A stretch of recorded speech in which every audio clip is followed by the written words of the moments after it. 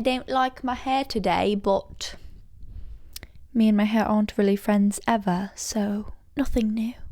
At first, the health rabbit hole can feel like a dark dungeon of chaos that can completely consume you. Trust me, I get it. Drink more water, but not too much because it's full of toxins, pharmaceuticals, and fluoride. Move your body, but not too intensely and not too often because you need rest. Eat enough food, but not too much. Focus on healthy fats, but avoid seed oils at all costs. Get outside and get sunlight, but be careful, not too much UV exposure. These products are toxic. No, those ones are toxic. The air is poison. Those ingredients cause health issues.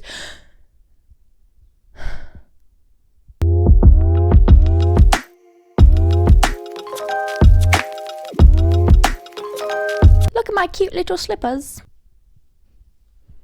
It can feel like attaining hormonal balance is an uphill battle where the environment we're forced to live in is working completely against us and is almost impossible to beat. My journey to hormonal balance has been rough, girl. I'm not even gonna lie. Every single time I would add a new supplement, implement a new dietary restriction, or just try anything new, I would get new symptoms, more anxiety about what could happen or what symptom I was gonna have next. Everything just freaked me out. But here's the thing. It's pretty difficult to heal if you feel like the environment around you isn't safe, or that your body or the world around you is working against you. So even though it ain't easy, it's up to us to shift our mindsets into a place of safety and intention that aligns with health. For me, everything started to change for the better when I began appreciating my body for speaking to me and giving me symptoms because it was signaling to me that there's something going on that I needed to look at deeper. Once I dove deep into my healing with a specific mission to learn everything I could about how the body works as a holistic being, how everything is connected, and what my role was in healing it, I realized that I have the power to change, and so do you. It really is those small daily lifestyle changes that make all the difference. Unfortunately, we can't out-supplement or hack our way to health. It's the gradual changes that actually create the life that we're wanting and the hormonal balance that we seek. So here is how you're gonna fix your hormones and upgrade your health. Let's go, girl. Okay, the first step in upgrading our health is to realize that we have a very big problem in the world right now. And although this is counterintuitive to what I just said about the world not being against us, I do think it's important to just recognize the fact that there is a bigger issue happening here so that we can take our power back in knowing what we can do to stop it or mitigate it from happening and affecting our personal lives. You know what I mean? Let's just start off with the alarming fact that there is an estimated 80 freaking percent of women that are at the reproductive age who experience hormonal issues or hormonal imbalance at some point during their lives. And I just want us to take a moment of silence for that statistic.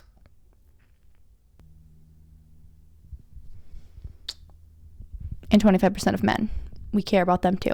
Okay, back to staying in our power. Here are some of the common symptoms that come along with hormonal imbalance so that we can be educated and empowered about what's going on in our bodies and perhaps get some sort of testing done if we're experiencing more than a couple of these things. So we got mood swings, we got menstrual irregularities, we got sleep energy issues, we got weight change, we got skin, hair change, we got sex-related issues. So now that we know what the body's signals are for us, here's what to do when all the red flags are waving. Step number 1, detoxify your home.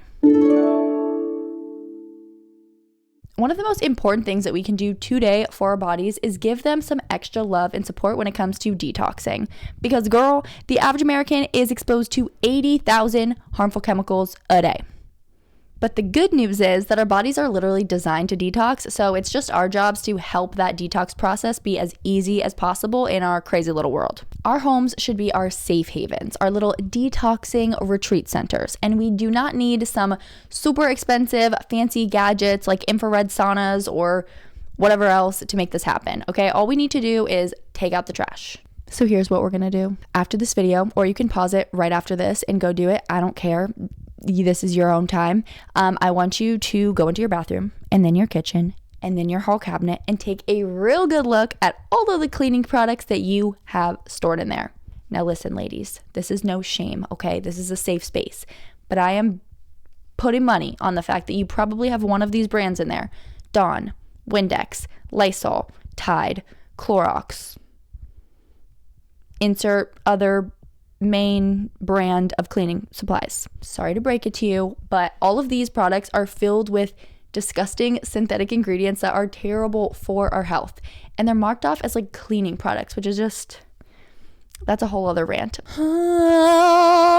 Unfortunately, companies aren't required to disclose all of their ingredients in their recipes, specifically when it comes to fragrance, and they sometimes hide dozens of undisclosed ingredients because of it. So there can be a whole load of hormone disrupting ingredients in there that they're just sneaking into your houses. There's also artificial dyes in many household cleaning products. Those are made from petroleum or heavy metals, and they're only used for like aesthetic purposes. I don't know about you, but the deceptive idea of cleanliness, or just the fact that I have a pretty pink bottle of liquid sitting on my counter, is not worth the trade-off of potential harmful health issues. I think that made sense. Besides creating a little safe haven for detoxing in your house by throwing away these products, you're also no longer going to buy them anymore, and you're going to stop supporting these big corrupt companies. So that's a win-win in my book, sister. And if you're like, Stephanie, what do we clean with then? What am I supposed to replace these products with? I got you. You can do one of two things. You can either go on Amazon, or next time you're at the store, purchase plant-based cleaning products that have zero synthetic fragrance in them. Or if you're real green and crunchy, you can make some DIY cleaning products with stuff you probably already have around your house, and it works just as well. A DIY cleaner that I love to use is just vinegar, water, and a few drops of whatever essential oils that you like. And you can use that for like cleaning glass. You can use that for cleaning stainless steel, your countertops. You can also replace like heavy duty cleaners with hydrogen peroxide or baking soda. Both are really great for disinfecting. And as far as like laundry detergent and hand soap and all of that, just stay away from synthetic fragrance on the label and look for fruit extracts or essential oils instead. Okay, and you're not gonna like this one, so I'm sorry. The same also applies for all other household products. So think moisturizers, skincare products, makeup, deodorant, shampoo, conditioner, like all of it. I know. If it's got synthetic ingredients, it's probably not the best thing to be putting on your precious body, baby. For me, I started using like completely natural moisturizers like beef tallow and argan oil on my face about a year and a half ago, and it took my body a little bit of time to adapt. But once my body adapted to them, I swear it's so much better than moisturizers I used to use. And as far as shampoo and conditioner goes, thankfully a lot more brands are getting smart to the whole like toxic free living situation, and new brands are popping up every day that have actually good ingredients in their products. But if you want to take it a step farther and be a natural beauty and go makeup free, that's really badass too. Okay, the very last thing I would recommend in this category is to go into your kitchen and to get rid of all of the plastic containers that you keep your food in and replace them with glass ones, especially if you use a microwave to heat your food up. We do not want any of those pesky little chemicals leaching into your lunch, and honestly, the glass containers are more aesthetic anyways. I know that may seem like a lot, but even if you just incorporate like one of these things into your routine and slowly replace your old products over time with less toxic ones, I promise you, you will feel more empowered and just better off as you move through this journey. And a little bonus is that you will become less of a target to the marketing ploys of these big corporations who prey on women's desire to look and smell really great, but they're actually just selling us a bunch of shit. Okay, now that we've made our homes little detoxing safe havens, let's venture outside of the home. Step number 2 is to get outside more. We really got to start making getting outside in nature a daily priority, okay? Like, this is something that we all can incorporate into our lives for health and well-being with no excuses. I know you know that getting outside and getting some sunshine and some vitamin D is essential for immune function, bone density, and reducing inflammation. But did you know it only takes between 15 and 30 minutes of peak UV hours a day to help balance your hormones? When the sunlight hits your eyeballs and hits your skin, it triggers the release of your feel-good hormone serotonin and also helps to balance out your cortisol. So if you're real stressed out, girl, you need to be getting outside even more. There's this cool old man named Edward Wilson who coined the theory biophilia hypothesis, which states that humans have a genetic connection to nature. So when we don't or can't maintain that connection, it can actually have detrimental effects on our bodies. Which, like, I don't know about you, but I've definitely felt this when I've had days of bed rotting and doom scrolling and spent like a little bit of time outside. I feel like shit. Clearly, Mr. Wilson was onto something. Studies from Japan show that spending time in the forest significantly reduces cortisol levels and actually increases immune function. Like, just by being out and being a little forest fairy frolicking around. We overcomplicate health so much. What it really comes down to is us just getting back to the natural ways that humans were meant to live. So being out in nature, whether that be at the mountains, at the beach, or literally just like sitting on a patch of grass, is helping our bodies regulate its internal clock and activate our rest and digest system and balance our hormones. It is a small little commitment for a massive benefit. You can do it. So something I'm doing that I think you guys should do with me is making it a daily goal of mine to go outside and sit on the earth for literally 20 minutes and just see how that makes me feel after a couple of weeks. Step number 3 is to move your body properly.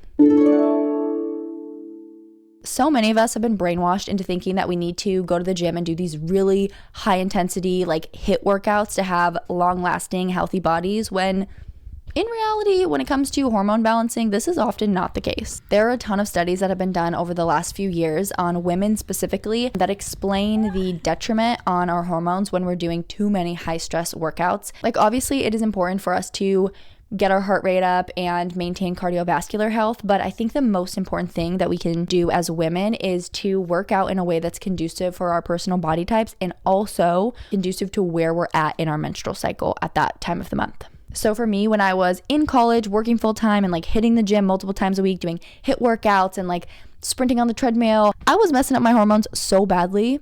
And like, that's where all of my hormonal issues started. And looking back at it, I'm like, what was I doing? But when I started recently syncing my workouts with my cycle and switched to doing more yoga classes and Pilates and resistance training and just like long walks, I started to feel so much better. Here's a little cheat sheet that I use, and you can just try following it and see how you feel. And for those of us who are in our healing girl eras, I think the key is to just do something that you enjoy doing and moving your body. So like dancing, walking, biking, swimming, it doesn't matter as long as you're moving your body, not being stagnant, and just like having a good time.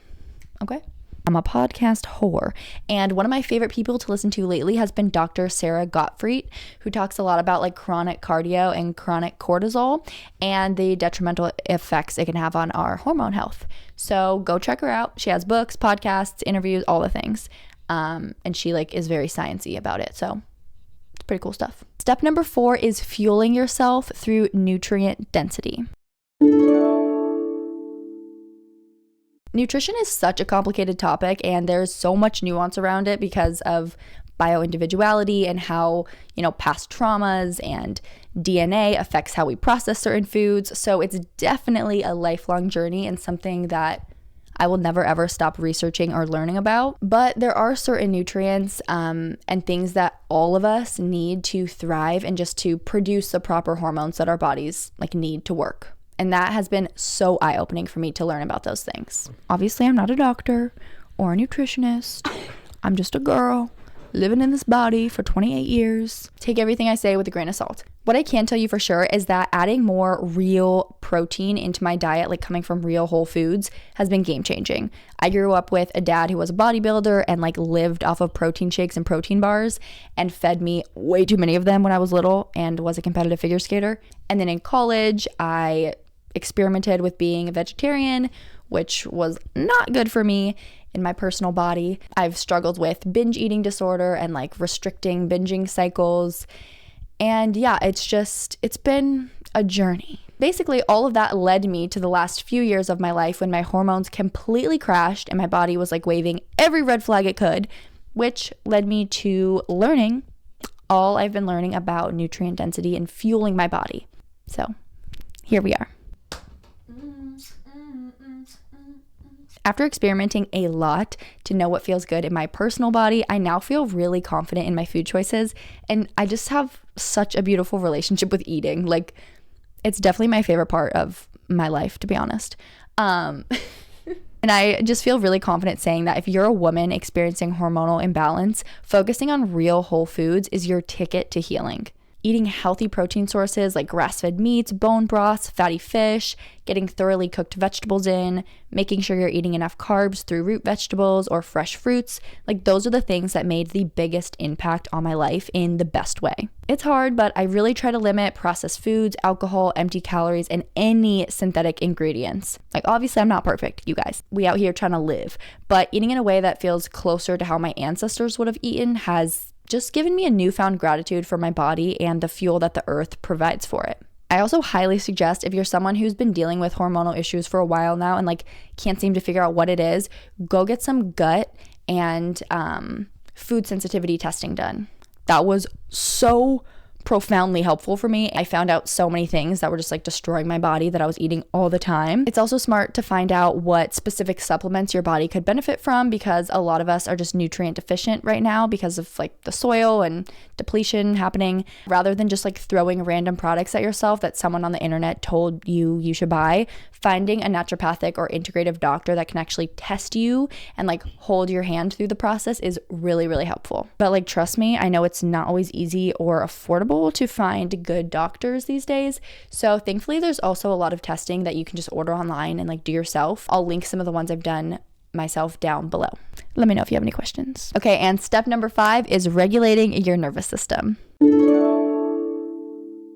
One of the most common things that triggers imbalances in our bodies is stress. Lowering my stress levels is a daily, ongoing choice, but I know it's a necessary step in my healing, so I'm going to continue to show up for myself. I've incorporated a ton of little different tiny habits to keep my stress at bay, but one of the biggest ones was lowering my caffeine intake. At one point in my life, when I was like in my early 20s, working full-time, going to college full-time, I was a quad shot of espresso a day type girly, followed by like an afternoon latte at the office, which is wild to me now, because nowadays I like literally half of a cup of coffee and like not finish it, and that's plenty for me. But yeah, I will say it takes time to build up to that, and it does make going to cafes a little bit less fun, but I'm saving money and protecting my cortisol, so I guess it's a positive thing. Another big one for my nervous system regulation is going to yoga. I personally love slow flow classes because they serve as my movement and also as my meditation.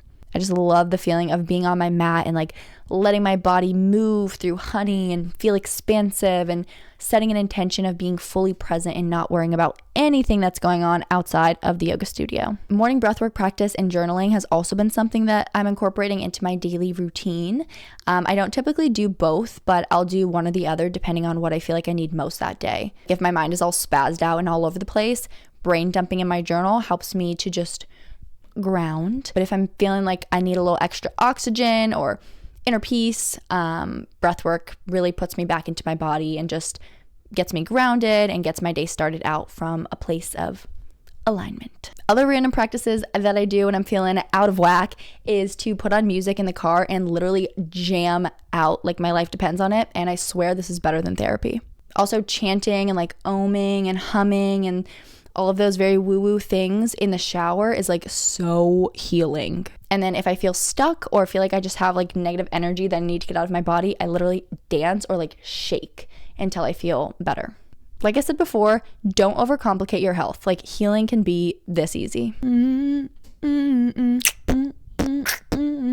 So there you have it. Those are 5 practices that I've personally been incorporating into my life as someone who was consistently on the healing journey. I've really been putting my hormonal balance over all else in my life, which some days is harder than others, but I just feel like it is so important to show up for my health so that I can show up for everything else. I am still dealing with some of my own health struggles for sure, but each day I get a little bit better and I get a little bit more clarity around how to control my body and to have that power back. So I hope this was helpful and inspiring to you. If you are dealing with your own hormonal journey, just know that you're not alone, and it is a societal problem right now that's happening to most of us women, which sucks. But we're in this together, and I believe in you. I would really love it if you would share in the comments down below what tips of these that you're going to try out for yourself, or anything else that I didn't mention that you're using to help heal your body. I love you girls, and I will see you in the next one.